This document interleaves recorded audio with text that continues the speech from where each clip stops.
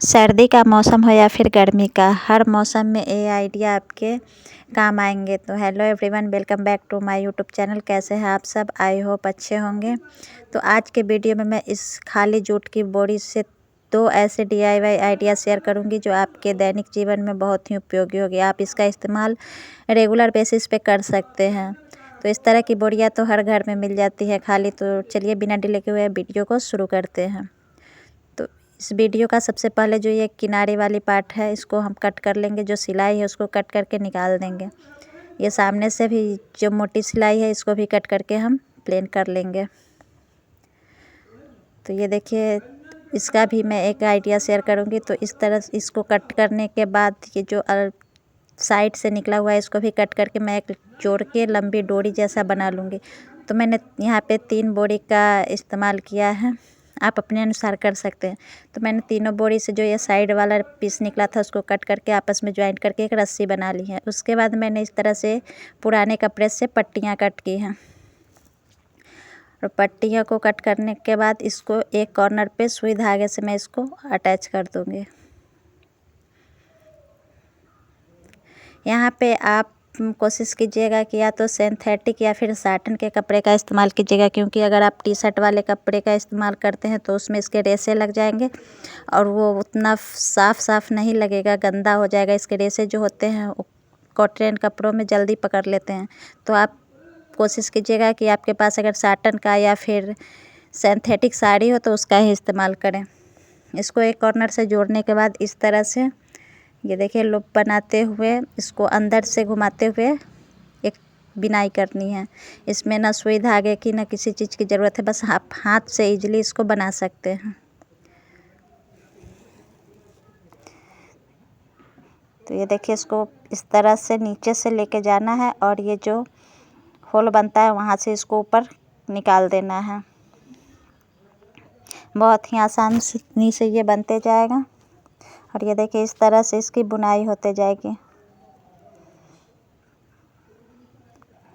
आपको एक बार और धीमे करके दिखाती हूँ। देखिए इस तरह से निकालना है और इसको निकालने के बाद इसको टाइटली खींच देना है। तो ये इसकी बुनाई इस तरह से हो जाएगी। देखिए बहुत ही आसान तरीका है, 1-2 बार देखने के बाद आप आसानी से इसे बना सकते हैं।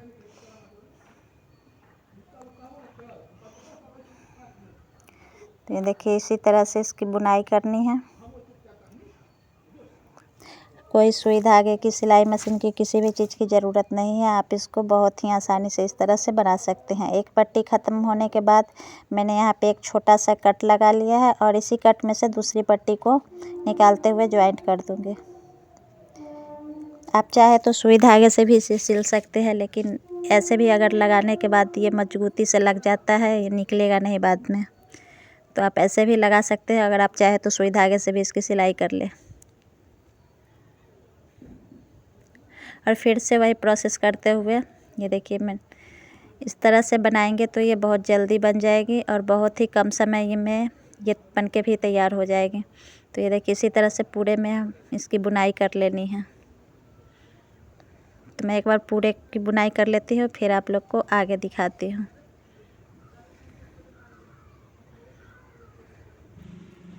तो ये देखिए मैंने इस पर इतनी बुनाई कर ली है। अब आगे भी उसी तरह से हमें बनाते जाना है। आपके पास अगर ज़्यादा कलर है, मल्टी कलर में भी बना सकते हैं। जितने भी कलर हो आप इसका इस्तेमाल यहाँ पे कर सकते हैं। जितना मल्टी कलर होगा उतना अच्छा होगा। तो ये देखिए इस तरह से मैंने इसकी रस्सी, पूरी रस्सी तैयार कर ली है।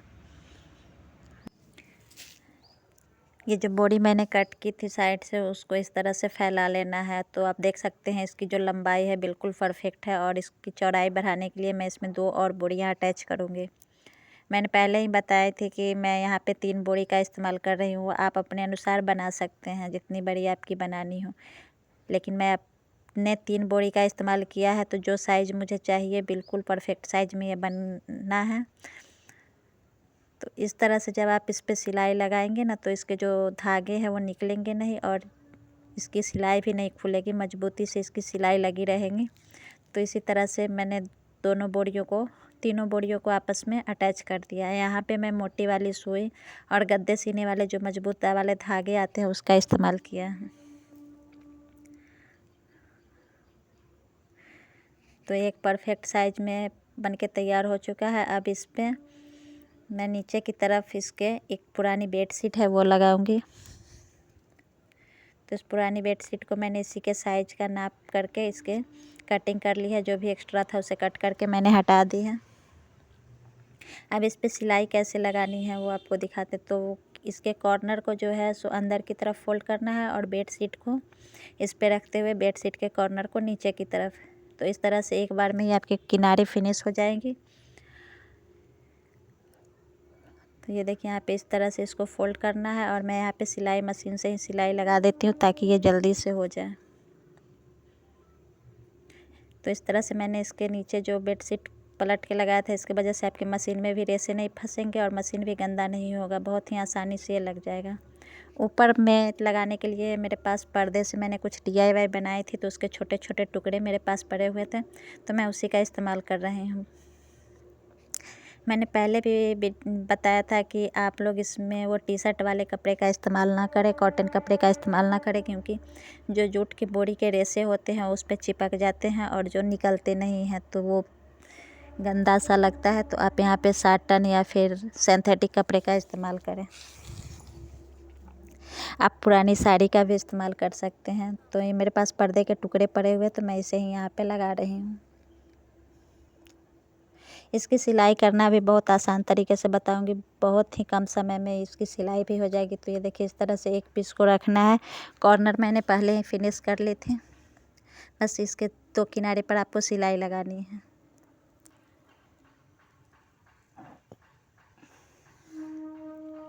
अक्सर जब हम लोग कुछ बनाते हैं तो उसके छोटे छोटे टुकड़े बच जाते हैं, तो उसका इस्तेमाल आप इस तरह से भी कर सकते हैं। तो ये देखिए दोनों किनारे पर मैंने इसकी सिलाई लगा ली है। अब इसको दूसरे पीस को मैं इसके ऊपर उल्टा रखूँगी और नीचे से यहाँ पे सिलाई लगाऊंगी और पूरी सिलाई लगाने के बाद इसको पलट के खोल देना है। तो इसमें आपके धागे वगैरह भी नहीं दिखेंगे और बहुत ही आसानी से ये सिलाई भी हो जाएगी। अगर आप इस पे पैटर्न क्रिएट करना चाहते हैं तो पीस को कट करके पहले आपस में अटैच कर लें और फिर इसकी सिलाई भी कर सकते हैं। मैंने यहाँ पे कोई पैटर्न नहीं रखा है। मेरा जो भी पीस बचा हुआ था मैंने सिर्फ उसी को ईजिली इस पे लगा दिया। अगर आपको अच्छे से पैटर्न में बनाना है तो आप पैटर्न क्रिएट कर सकते हैं अपने अनुसार। तो ये देखिए यहाँ पे फिर इसको इस तरह से उल्टा रखना है और यहाँ किनारे पर सिलाई लगाने के बाद इसको पलट लेना है। तो ये देखिए सिलाई लगा ली मैंने। इसी तरह से पूरे बोरे पर हमें सिलाई लगा देनी है।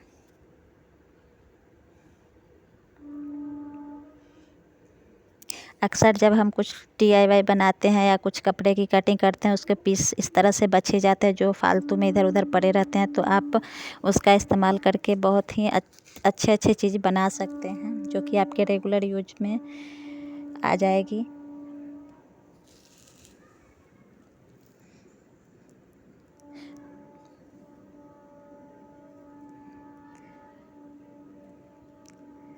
इस तरह की चटाई का इस्तेमाल घर में हमेशा मतलब कि हर मौसम में पड़ता है। आप किसी भी मौसम में इसका इस्तेमाल कर सकते हैं और ऐसे भी नीचे बैठ के जब कुछ काम करना हो तो आप इसका इस्तेमाल कर सकते हैं।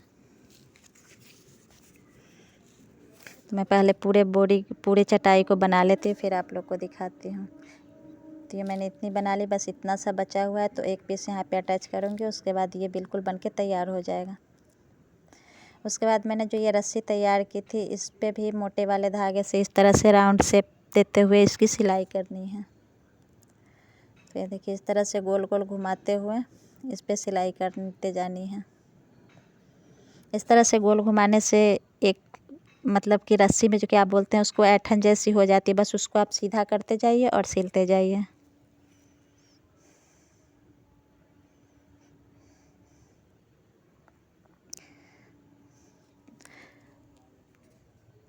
देखिए कितना आसान है इसे बनाना। इस तरह से घुमाते जाना और सिलते जाना है। और ये जो डोरमेट मैं बना रही हूँ इसके नीचे आपने देखा होगा मैंने जूट की ही रस्सी का इस्तेमाल किया है। तो घर में जो भी कभी कभार ऐसा होता है कि पानी वानी भी गिर जाए तो ये अच्छे से उसे सोख सकता है और बहुत ही आसानी से आप इससे वॉश भी कर सकते हैं गंदे होने पर।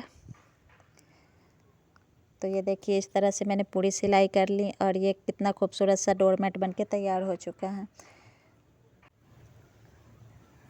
ये देख सकते हैं कितना प्यारा लग रहा है। और वो जो मैंने चटाई बनाई थी उसको भी इस तरह से आप फोल्ड करके कहीं भी रख दीजिए। जब आपका इस्तेमाल हो आप इसको, जब भी इसकी ज़रूरत हो आप इसका यूज कर सकते हैं। तो सर्दियों में आप छत पे धूप में बैठने के लिए, बच्चों के पढ़ाई के लिए, किसी भी चीज़ के लिए आप कर सकते हैं। गर्मी का मौसम हो तो शाम के समय छत पे खुली हवा के लिए भी आप इसका इस्तेमाल कर सकते हैं। तो आई होप आपको ये छोटे छोटे आइडिया पसंद आए हो। अगर आप लोग मेरे चैनल पे पहली बार आए हैं तो चैनल को सब्सक्राइब ज़रूर कर लीजिएगा, एक लाइक और प्यारा सा कमेंट कर दीजिएगा।